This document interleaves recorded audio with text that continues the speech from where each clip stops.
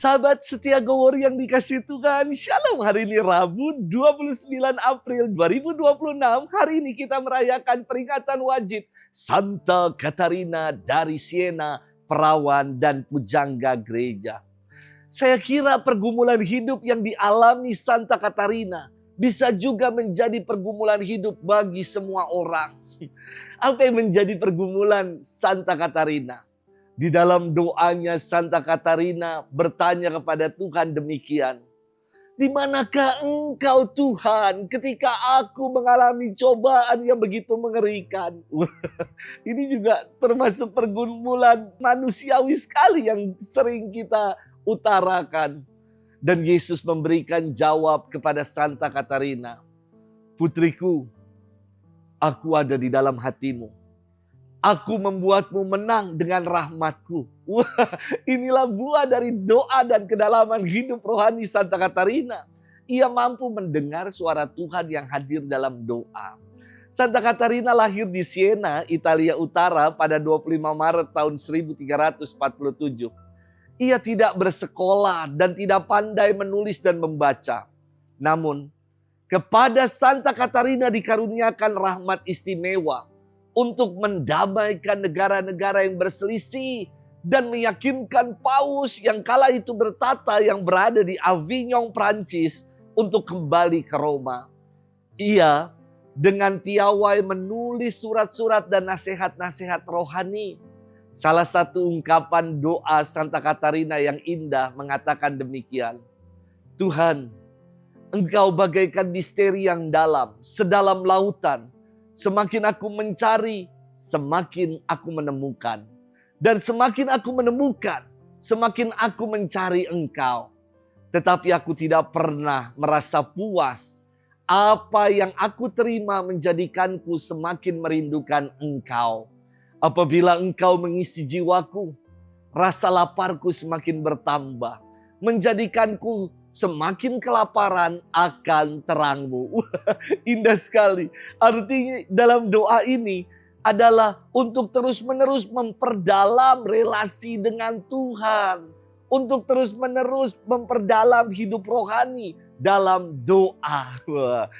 Santa Katarina wafat di Roma pada 29 April tahun 1380 di usianya ke-33 tahun. Hari ini kita akan bersama-sama merenungkan firman Tuhan yang diambil dari Injil Yohanes 12 ayat 44 sampai dengan 50. Kita siapkan hati kita. Haleluya, haleluya, haleluya, haleluya. Akulah terang dunia sabda Tuhan. Barang siapa mengikut aku, ia akan mempunyai terang hidup. Haleluya, haleluya. Haleluya, haleluya. Tuhan bersamamu dan bersama rohmu. Inilah Injil suci menurut Yohanes, dimuliakanlah Tuhan. Sekali peristiwa Yesus berseru di hadapan orang-orang Farisi yang percaya kepadanya. Barang siapa percaya kepadaku, ia percaya bukan kepada aku, tetapi kepada Dia yang telah mengutus aku. Dan barang siapa melihat aku, ia melihat Dia yang telah mengutus aku. Aku telah datang ke dalam dunia sebagai terang, supaya setiap orang yang percaya kepadaku jangan tinggal di dalam kegelapan. Dan jikalau seorang mendengar perkataanku tetapi tidak melakukannya, bukan aku yang menjadi hakimnya, sebab aku datang bukan untuk menghakimi dunia, melainkan untuk menyelamatkannya. Barang siapa menolak aku dan tidak menerima perkataanku, ia sudah ada hakimnya, yaitu firman yang telah kukatakan. Itulah yang akan menjadi hakimnya pada akhir zaman. Sebab bukan dari diriku sendiri aku berkata-kata, tetapi Bapa yang mengutus aku, Dialah yang memerintahkan aku untuk mengatakan apa yang harus aku katakan dan aku sampaikan. Dan aku tahu bahwa perintahnya itu adalah hidup yang kekal. Jadi, apa yang aku katakan, aku menyampaikannya sebagaimana difirmankan oleh Bapa kepadaku.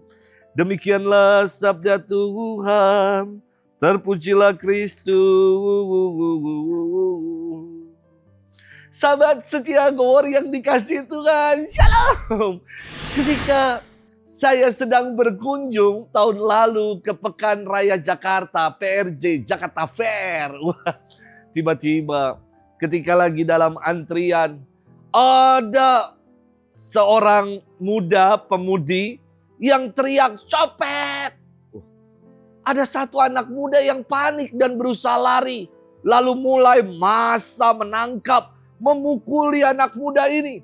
Saya yang berada gak jauh, langsung berupaya melerai supaya anak muda ini tidak dihakimi oleh orang banyak. Sampai-sampai saya juga kena pukul. Rese juga ya. Untung petugas keamanannya gercep cepet. Jadi pemuda ini langsung segera diamankan ke pos. Kalau tidak, pasti sudah jadi bulan-bulanan orang banyak. Sahabat setia Gowor yang dikasihi Tuhan. Dalam firman hari ini Yesus berkata kepada orang-orang Farisi yang percaya kepadanya. Barang siapa percaya kepadaku, ia percaya bukan hanya kepadaku, tetapi kepada Dia yang telah mengutus aku. Maknanya jelas bahwa orang Farisi hendak diyakinkan untuk percaya bahwa Yesuslah Mesias yang diurapi Allah. Orang Farisi diambil dari kata Ibrani perusim, artinya yang dikhususkan atau yang dipisahkan. Kelompok ini menerapkan hukum Taurat menjadi pegangan utama dalam hidup. Dan ternyata dari golongan orang Farisi ini, enggak semuanya jahat loh. Enggak semuanya selalu bersih tegang dan berseteru dengan Yesus. Nyata dalam firman hari ini, ada juga yang percaya kepada Yesus. Wah, sabda Tuhan ingin meneguhkan hati orang-orang Farisi yang percaya akan Yesus. Bahwa Yesus adalah Mesias yang diurapi Allah. Yesus ingin menyatakan kepada mereka agar dengan percaya kepada dirinya, berarti mereka juga percaya kepada Bapa yang telah mengutusnya. Dan dengan keyakinan inilah Yesus menyampaikan tujuan perutusannya.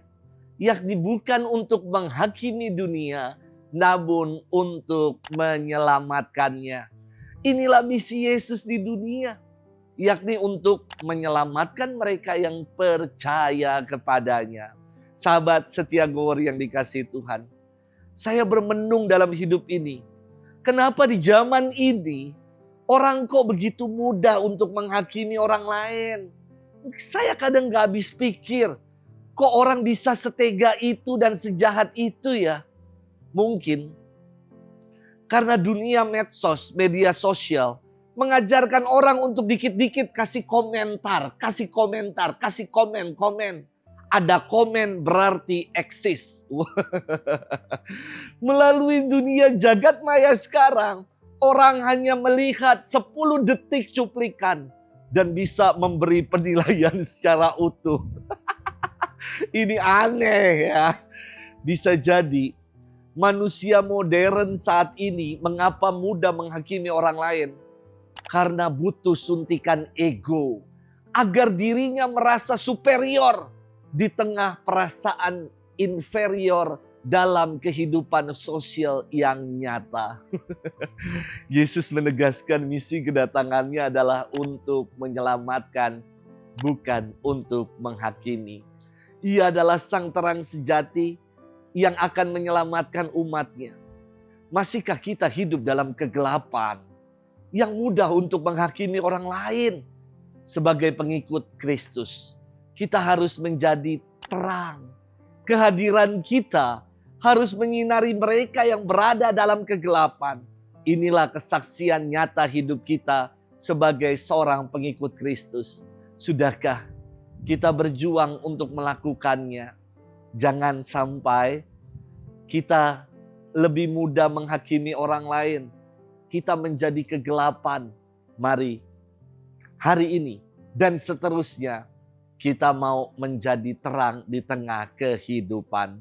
Selamat bermenung. Tuhan memberkati kita selalu, Bapa dan Putra dan Roh Kudus. Amin.